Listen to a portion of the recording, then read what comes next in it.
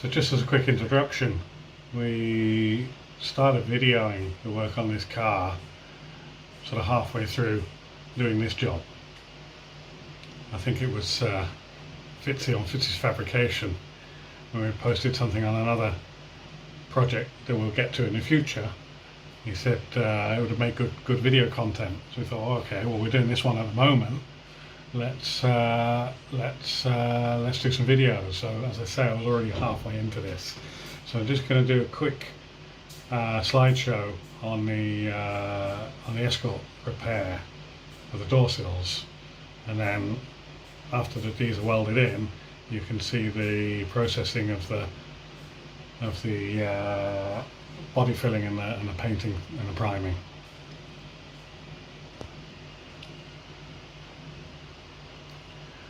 This is, I believe, the driver's side sill, and yeah, obviously not major rust, but enough to be concerned about and enough to have to action it. So this is just making up the repair piece first, using the existing form as the butt. With the form sort of made, cutting this piece out, so drilling out the spot welds and then cutting that piece out. That is clamping in the new repair piece, and that's actually black because it's got rust converter on. The metal we're using is actually an old roof panel from an Escort. I find it better than the stuff that's available new, the zinc coated stuff that really is only available locally. It seems to be too hard, and this welds really nice. So there it is. I haven't done any cut and butts on this. I've basically just done a traditional inserted and then butt welded. So there it is, spot welded in place. More spots, and then fully welded and ground. This is the other side. Again, not major rust, but you know, it's got to be dealt with. The marking out the area, the cut, making up the repair piece. Just a few from the back, pulling out the bad metal, marking that up for a cut, and then marking up the repair piece for a cut. I like to use masking tape because it gives a very clean line.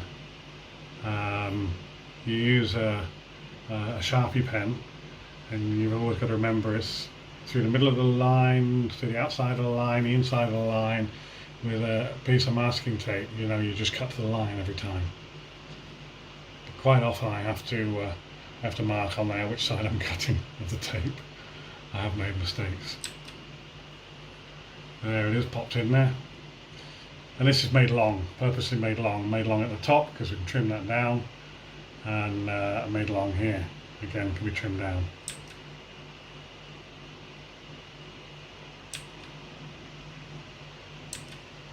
There we go, spot welded in. The process here is sort of tack it, and then go between the tacks, and then between the tacks, until eventually you've got it fully welded. Knocking the heads off. And you can see the gaps as well when you knock the heads off, and you could go along and put some more welds in if you want to. Let's ground a bit more.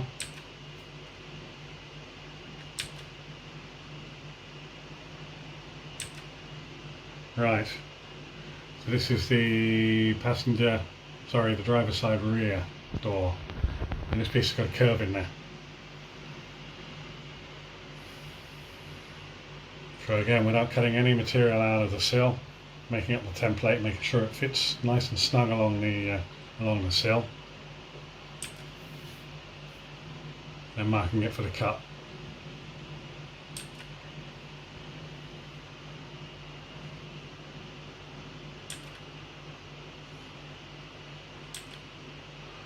That's a little piece up in the front leading edge of the driver's side rear door.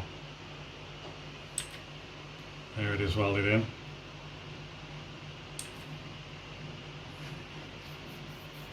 That's both of the areas on that rear door sill welded in and ground. Just some views of the inside. There we go, so that's done, and passenger side front door is done.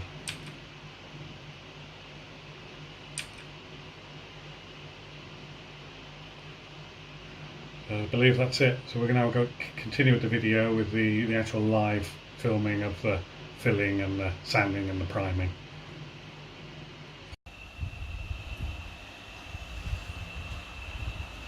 Alright, we've cleaned off the car, almost all the bits and pieces, cleaned it all out, and we're going to get ready for priming up the bare metal. Where this black is, it's converted, I wouldn't like to say rust because it was not really rusty, but it's rust converter on there. So I'm going to sand and scotch the areas. It's not showing up there. Sand and scotch the areas. And then I'll epoxy prime the bare metal. Probably there, somewhere in here. I can't even see it at the moment, but I'll see it when I sand it. There's a plate in here. There's a plate in here and here. Tiny skim of filler in there if needed. Prep that, and then we're into priming it for proper, masking it all up and really getting ready for paint. So now with the first light coating of primer, you can see where the repair was.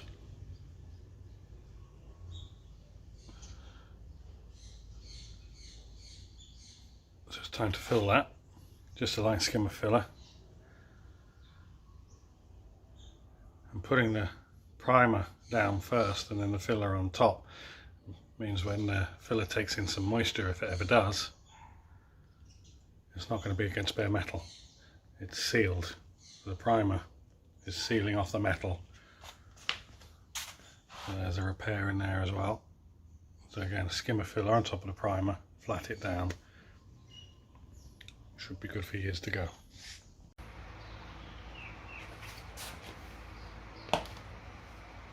Alright, so I've taken off 180 grit. Just taking off the top of the primer here, show the high spots. This is where the patch was, so it's obviously a little bit low inside there. And there's some high spots here. So this is all up and down, you're never going to really get it right. So the idea is to get this the same level as that, and you get the filler in there. Just a little bit of uneven welding here, so just taking a file, and I find a file a bit better than a grinder doing this sort of work, because you can just get it perfect. Just take the head of the weld down, or the head's gone out, you know, the high spot on the weld down, and you can blend the radius in as well.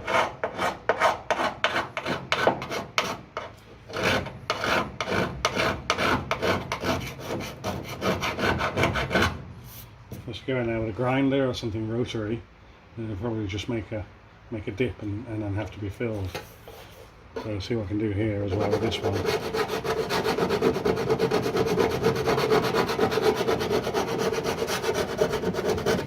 Just feeling a little bit high there.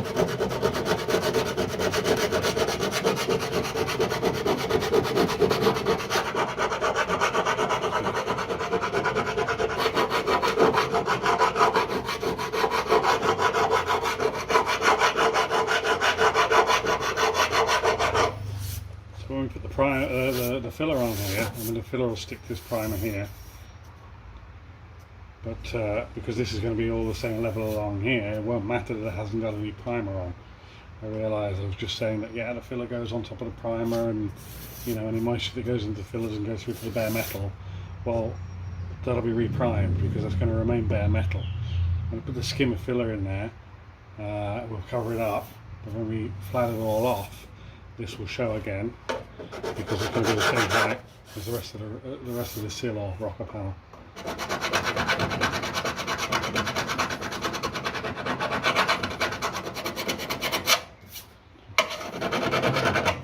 There's a low spot there. The filler will go in there on top of the primer, and it'll all be good.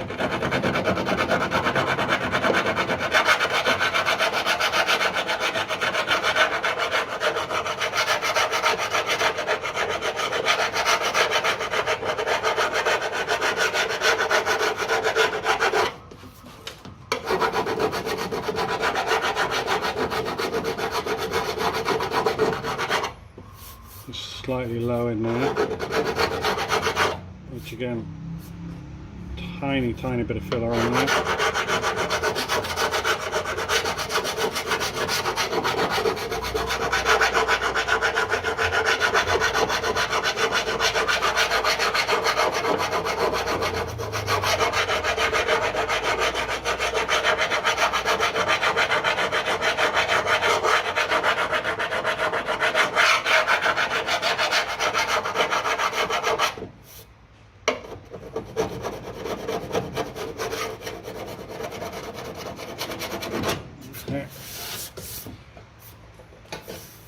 It's probably as flat as it's going to get.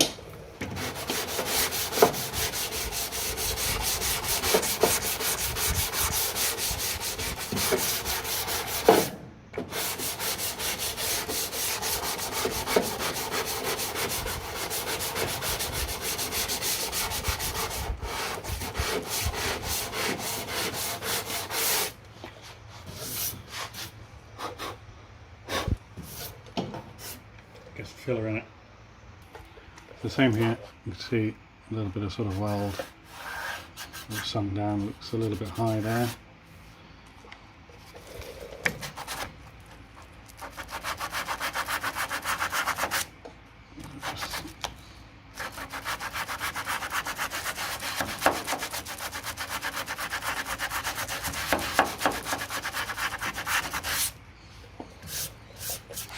You can just see actually touching the part of the sill at the same time as the weld.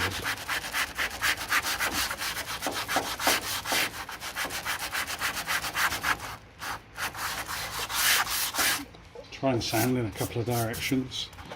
So we do this long ways and then this 45. We can move that back a little bit.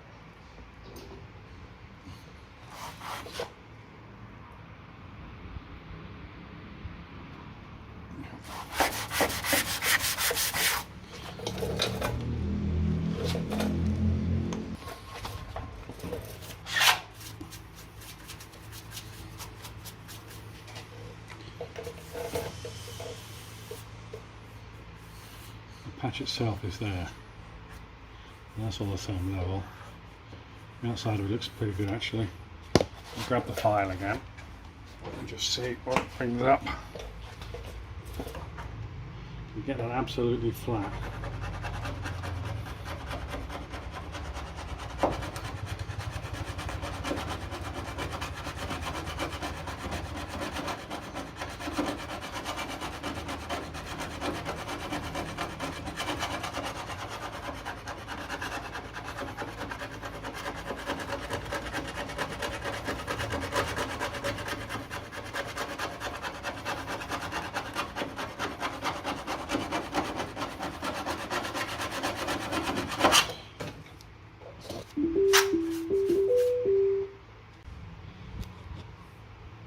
Phone call just a second ago was a guy delivering a spray gun that I borrowed from a good mate of mine.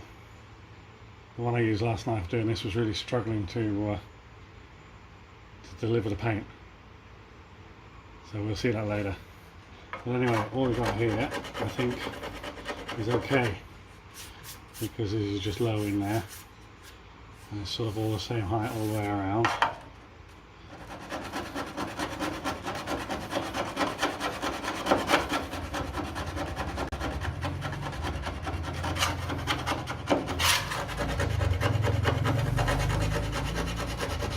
A bit up here.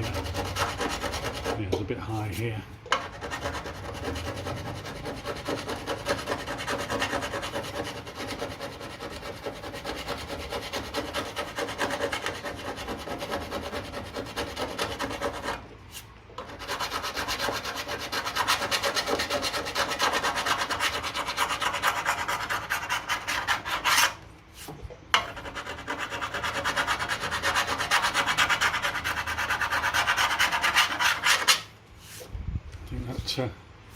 Yeah, that's well enough to put the filler in as well.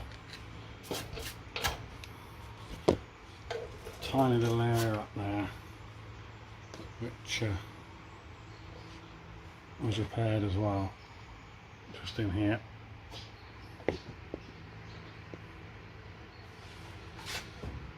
I'll try and just get a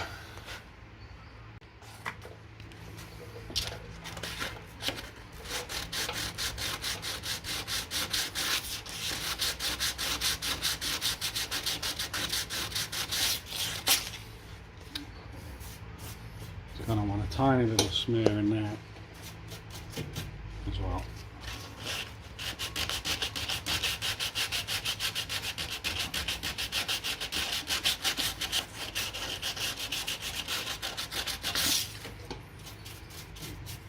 So I'll go ahead and mix up some filler and attempt to spread that in there. And filled sill.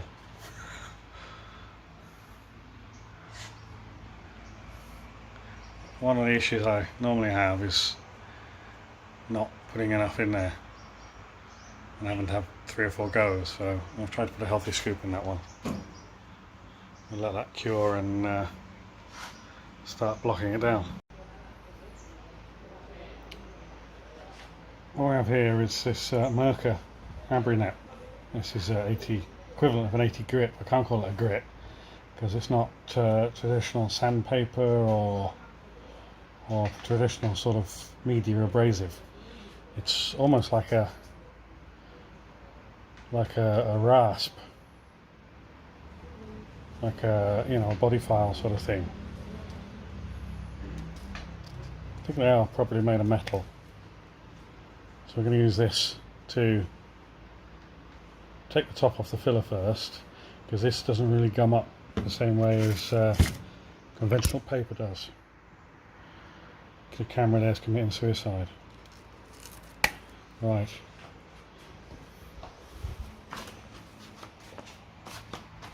We'll plonk that there. I think we're still. I think we're hard enough there. Let's just.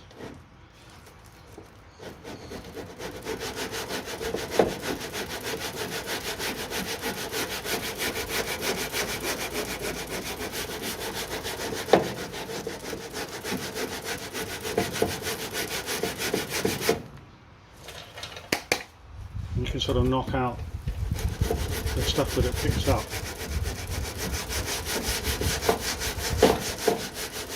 And quite quickly, you can see the effect of that. And this is one I've used for quite a while already. It's already quite worn. So they knew they cut like crazy.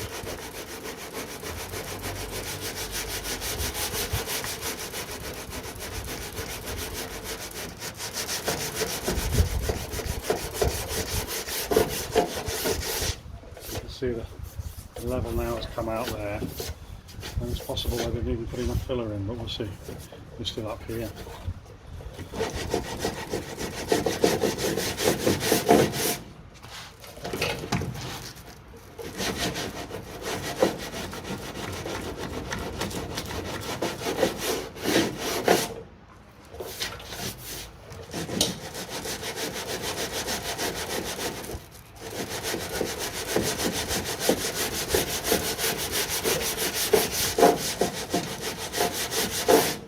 to work out how to do time lapse.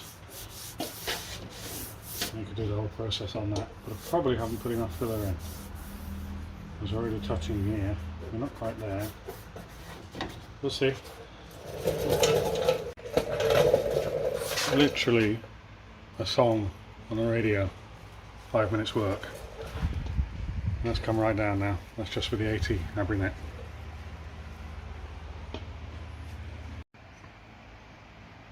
Just a little tip here, I don't know if you can see, but I've purposely put the Abrinet on there with an overlap. So it's not actually dead square, which means that when I go into these corners here, actually, if you can see that, I actually fold down the Abrinet, and then going forward I'm automatically putting the radius in there. So rather than having the plastic rubbing up against the edge there, the flange for the rubber, I've actually got the Abrinet, and then up here at the front as well, because I've got a slope coming up here, I'm actually sort of bringing the Abrinet, allowing it to curve up. A bit of a step there, a bit of a step with the filler, and I can sort of get in there a bit easier with the overlap. Just thought it was a tip worth sharing. This is the first hit, if you like. So I reckon it's just a tiny little bit low there, because it's all on the metal around the side and hasn't touched it in there. So a tiny little swipe in there. There's some craters down here. So that area, couple there, couple there. So it's tiny little swipes of filler into there. But first of all, I'll prep that, and then I can just mix up a small bit of filler and do both pieces. And plus, I forgot to put some in there. Very quickly, just going to demonstrate how quickly this stuff comes out. You see how rough it is. Just get this on there. I've got the overlap, same again, so get into that corner, get out that slope.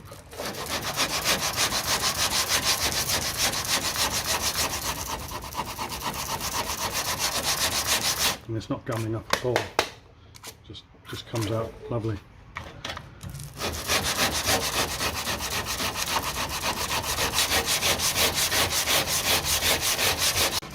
So somebody said, what's the best for knocking down filler by hand? I've got to say it's this stuff. Yeah, the paper works, but it just comes up. And loads of people go out and they go, oh, I'm going to use it wet. Not wet. It's putting moisture into it. And as long as you're chasing out the scratches, so doing like 80, 120, 240, 360, whatever like that, chase out the scratches and maybe use a bit of guide coat. You don't need to do it wet, you're not polishing it. You still need a key for your paint. There, just something that in no time at all that's out of there. I'm going to switch the paper, the Abrinet around.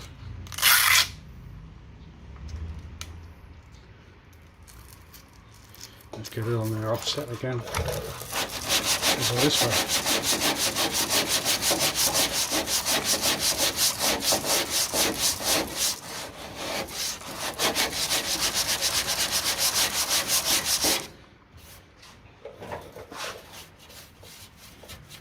Just chunked it down in no time at all.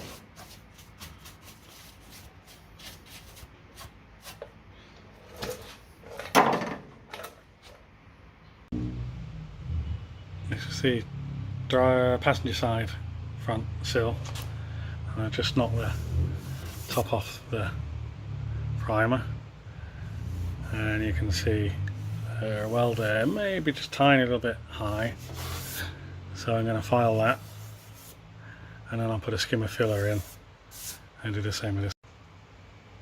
Filed, and then just with the Abrinet 80 grit smoothed over a little bit. Still a few scratches and whatever from the filing, but that's all at one level now. Anything that's green is low. I'll take a skim of filler in there. And probably asking, well, why are you doing this? Why are you doing this? Because I want the epoxy under the filler. Didn't want the filler on bare metal. That's the only reason.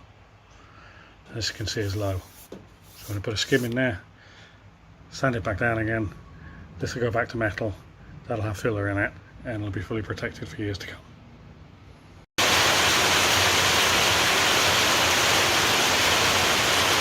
It's raining again.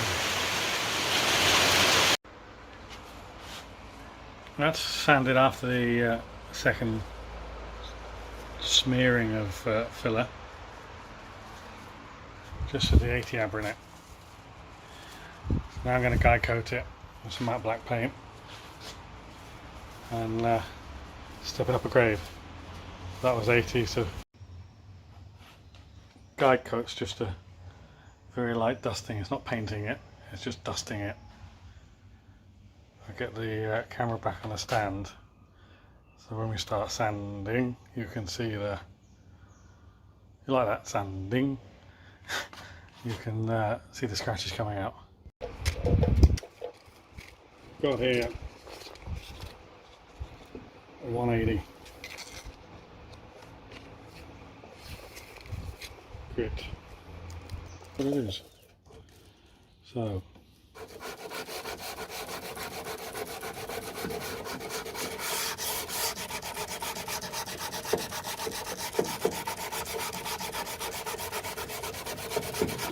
immediately you can see the lines from the 80.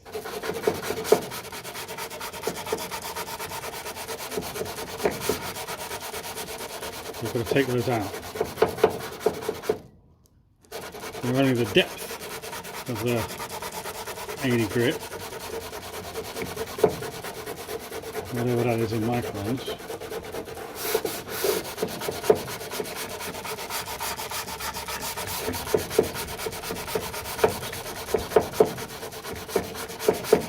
Once they're out, I change it to 240 grit.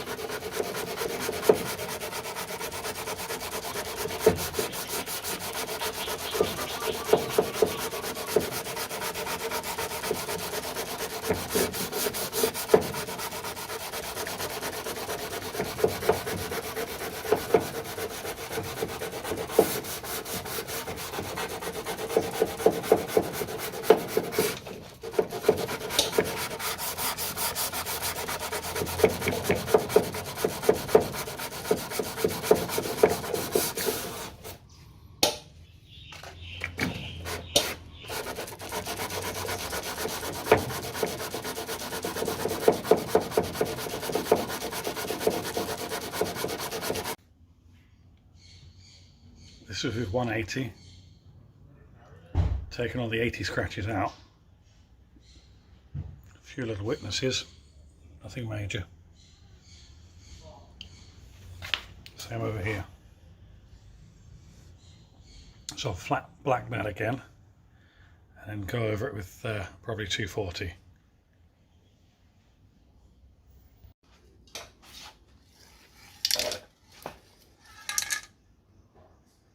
So it's now flat black, it's just matte black paint.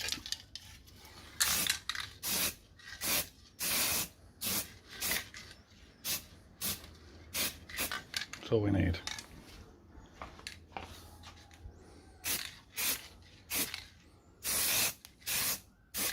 Okay, clean the nozzle out. This was sanded with the passenger side sill, sanded with the 80. And this has got the black on there, so now this is the 180. So you can see these are the 80mm scratches. I'll take those out.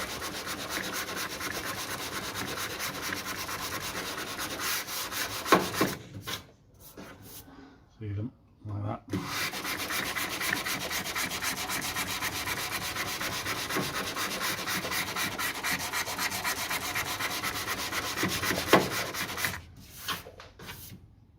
All those.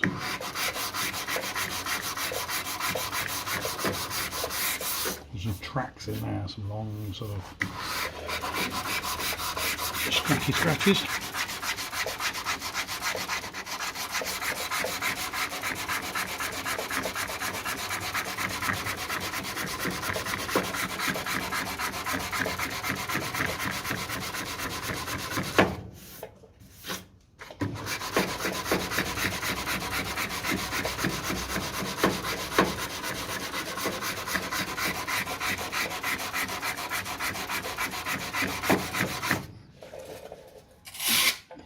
Just turning the paper around.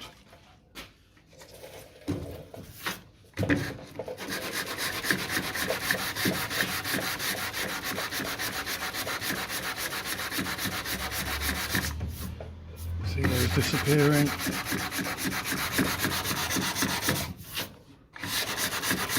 Once they've gone, black it again with black aerosol, and then go back at it with 240. Should do. So we're at 240.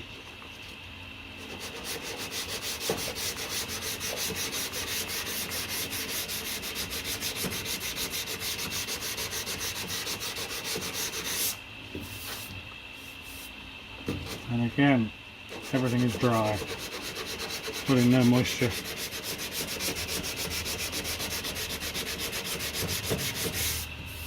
You know, scratches and stuff. As soon as those scratches are gone, you know that we're at the 240.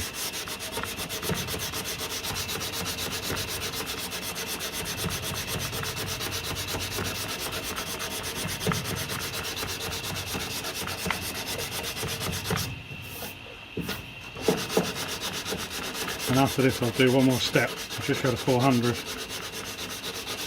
and then it'll be ready to prime proper.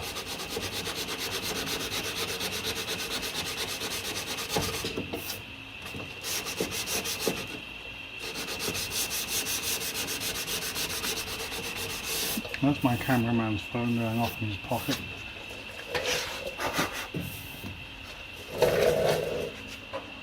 Use a brush. Some scratches here.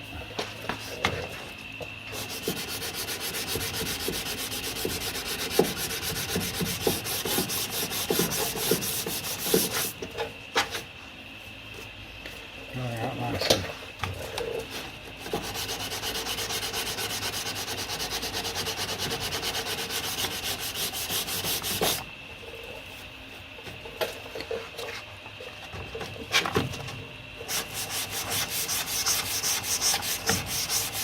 As I say, next step, I'll put the black back on it.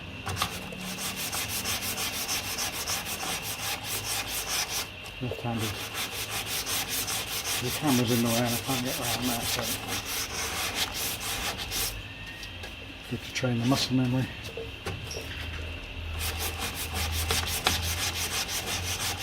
I've got to learn how to weld left-handed. Okay. As I say, next step, black again, then 400. I'll probably just put something on it to cover it, because we need to really scotch the whole car off again and then prime it, and that'll be done tomorrow.